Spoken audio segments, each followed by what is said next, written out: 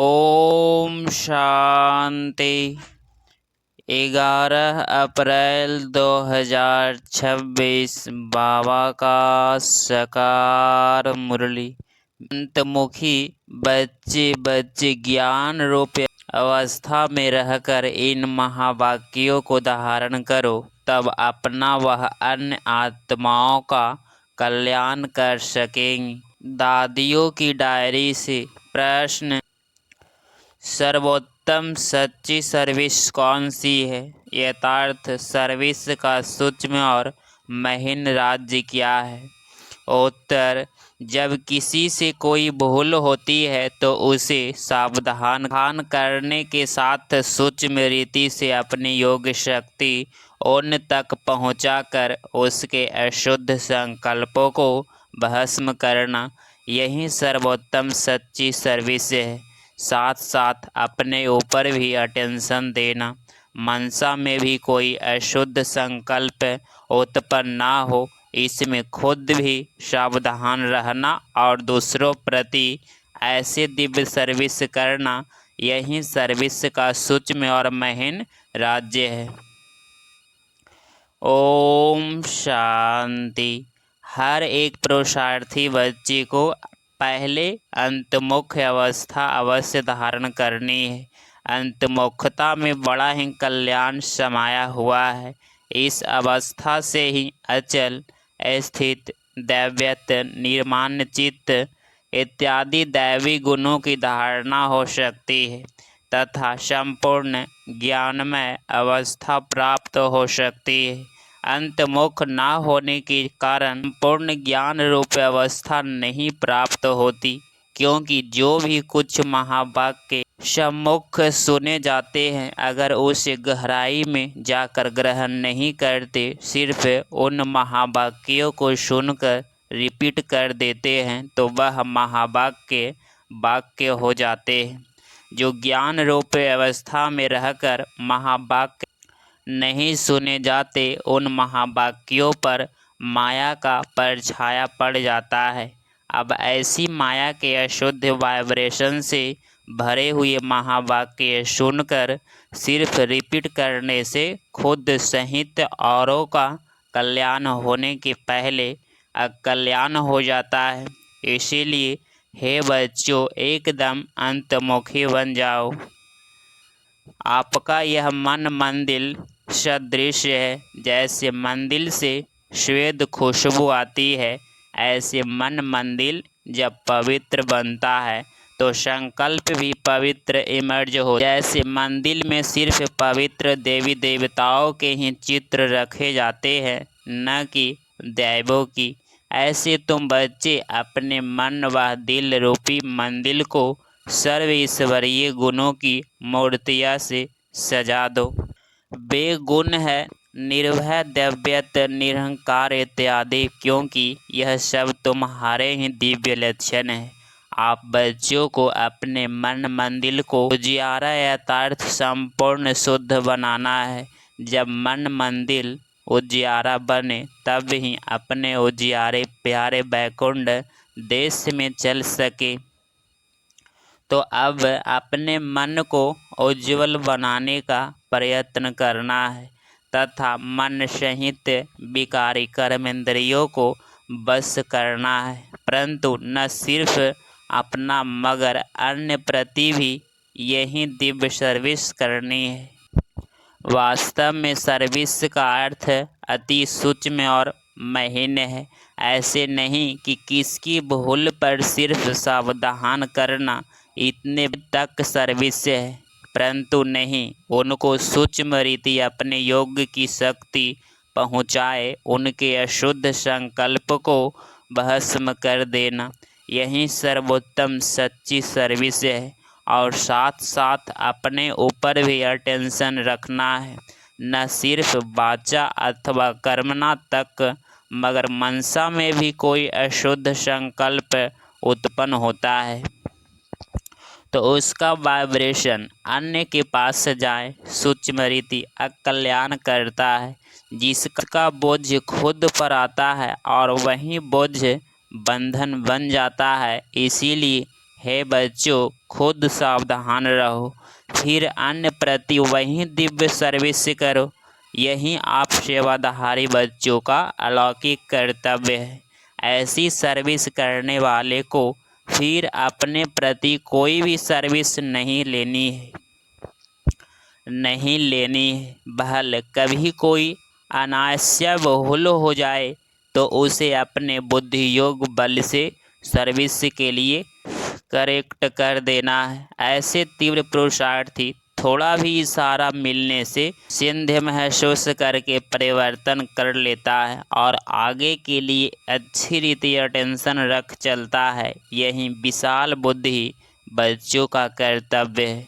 हे मेरे प्राणों, परमात्मा द्वारा रचे हुए इस अविनाशी राजस्व ज्ञान यज्ञ प्रति तन मन धन को संपूर्ण रीति से स्वाहा करने का राज्य बहुत महीन है। जिस घड़ी आप कहते हो कि मैं तन मन धन सहित यज्ञ में स्वाहा यथार्थ अर्पण हो मर चुका, उस घड़ी से लेकर अपना कुछ भी नहीं रहता। उसमें भी पहले तन मन को संपूर्ण रीति से सर्विस में लगाना है। जब सब कुछ यज्ञ अथवा परमात्मा के प्रति है तो फिर अपने प्रति कुछ रह नहीं सकता। धन भी व्यर्थ नहीं गवा सकते, मन भी अशुद्ध संकल्प विकल्प तरफ दौड़ नहीं सकता, क्योंकि परमात्मा को अर्पण कर दिया। अब परमात्मा तो है ही शुद्ध शांत स्वरूप शांति धाम। इस कारण अशुद्ध संकल्प स्वतः शांत हो जाते हैं। अगर मन माया के हाथ में दे देते तो माया वैरायटी रूप होने के कारण अनेक प्रकारों के विकल्प उत्पन्न कर मन रूपी घोड़े पर सवारी करती है। अगर किसी बच्चों को अभी तक भी संकल्प विकल्प आते हैं तो समझाना चाहिए कि अभी मन रूप पूर्ण रीति से स्वाहा नहीं हुआ है, यथार्थ ईश्वरीय मन नहीं बना है।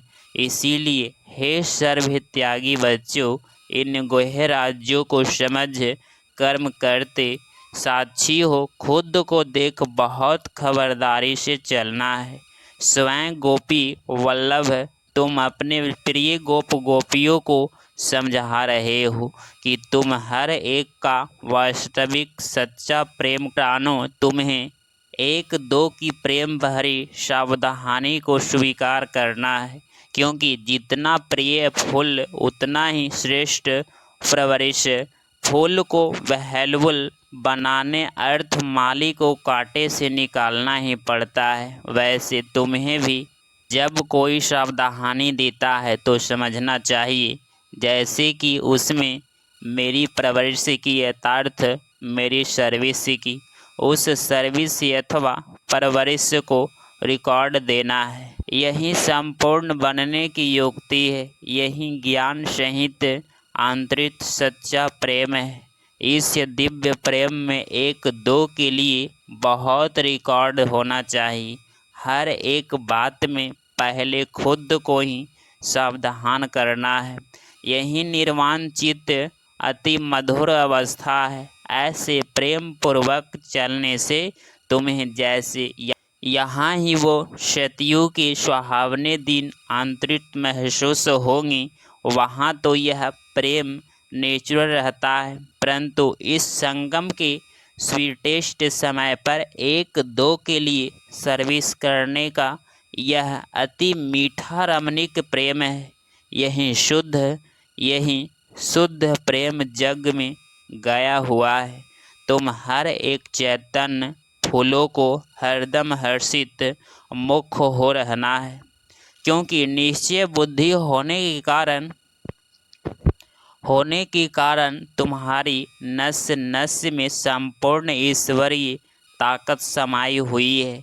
ऐसी आकर्षण शक्ति अपना दिव्य चमक अवश्य निकलती है। जैसे छोटे निर्दोष बच्चे शुद्ध पवित्र होने के कारण श्वेत हंसते रहते हैं और अपने रमणीक चरित्र से सबको बहुत खींचते हैं।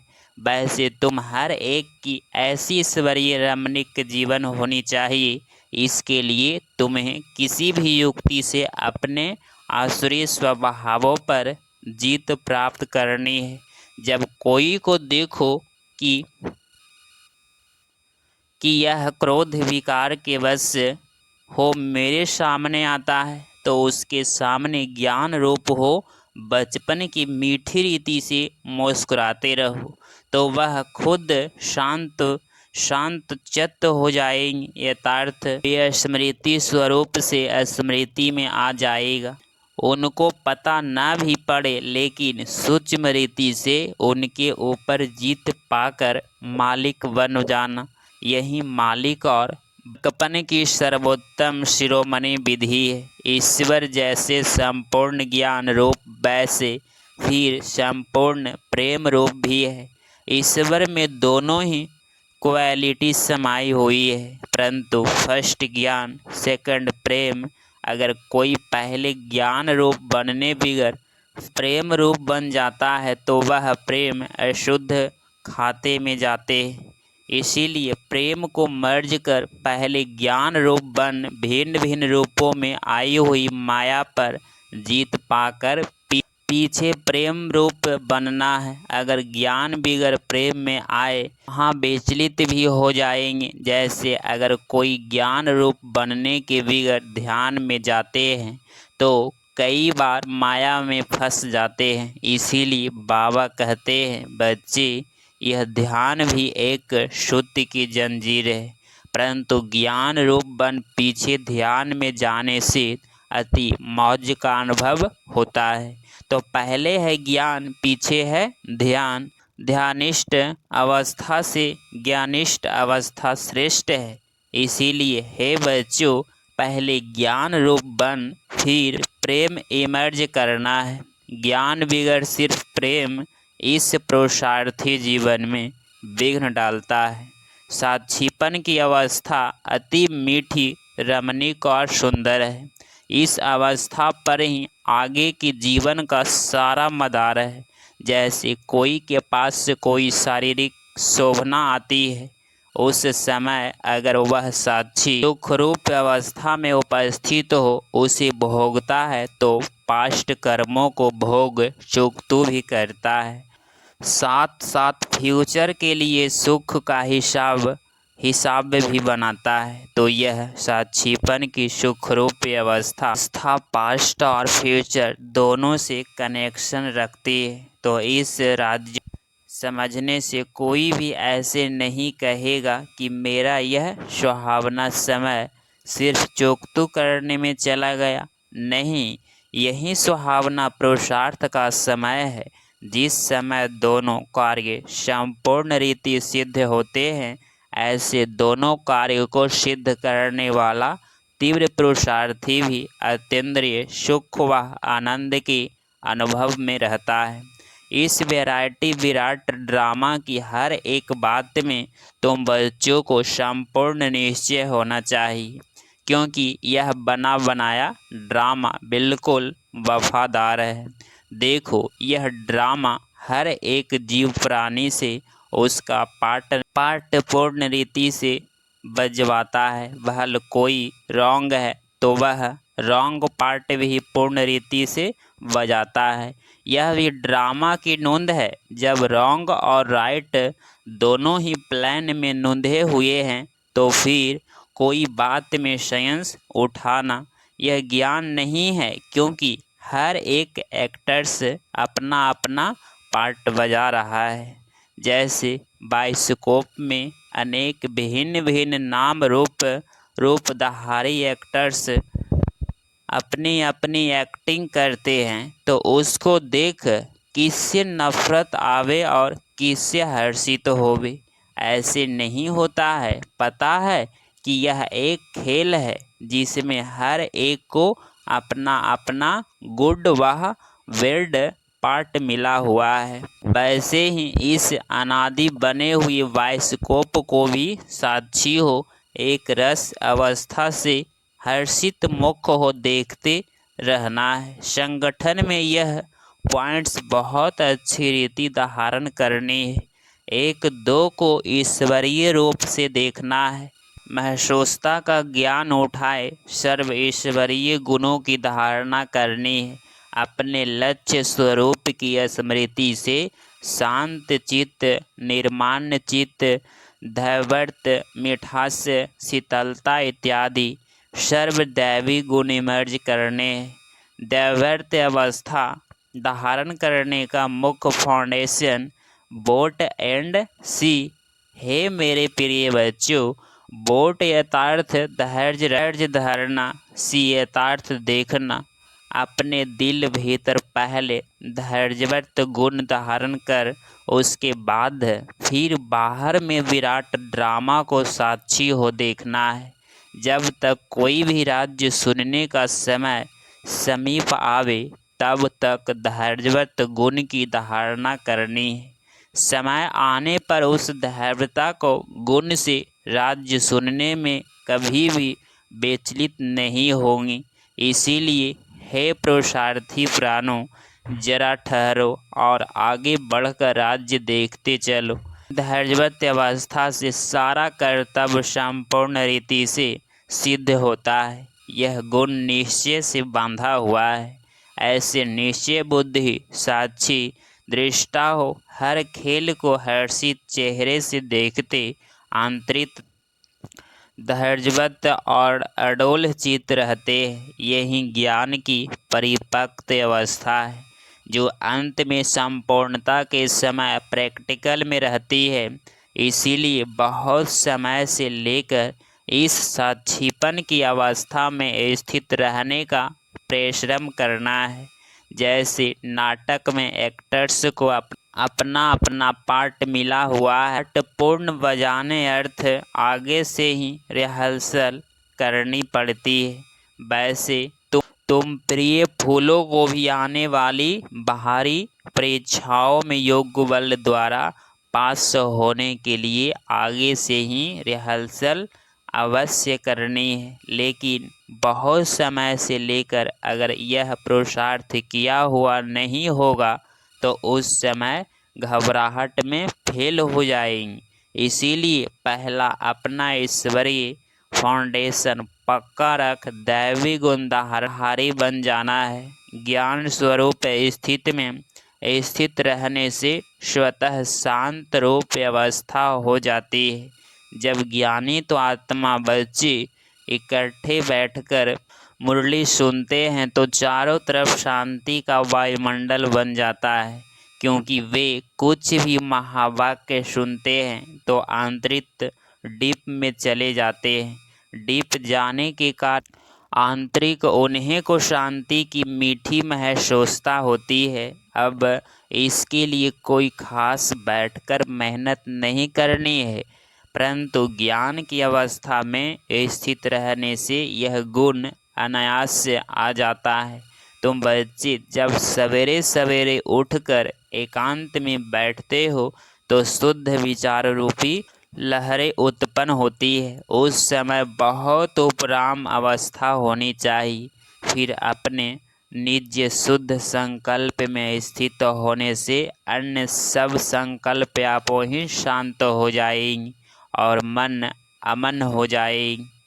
क्योंकि मन को बस करने अर्थ भी कोई ताकत तो अवश्य चाहिए। इसीलिए पहले अपने लक्ष्य स्वरूप के शुद्ध संकल्प को धारण करो। जब आंतरिक बुद्धि योग कायदे प्रमाण होगा तो तुम्हारी यह निसंकल्प अवस्था स्वतः हो जाएगी।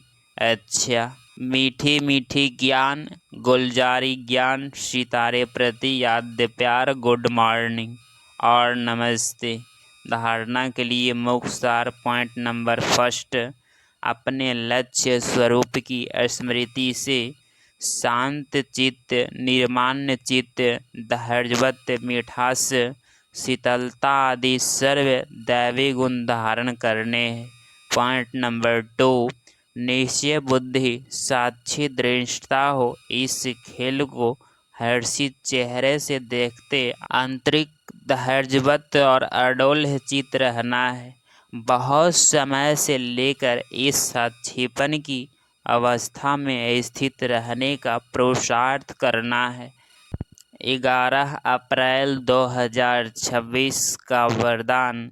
एक ही रास्ता और एक से रिश्ता रखने वाले संपूर्ण फरिश्ता भव। स्पष्टीकरण। निराकार वह साकार रूप से बुद्धि का संग वह रिश्ता एक बाप से पक्का हो तो फरिश्ता बन जाएंगे, जिनके सर्व संबंध व सर्व रिश्ते एक के साथ है वहीं सदा फरिश्ते हैं।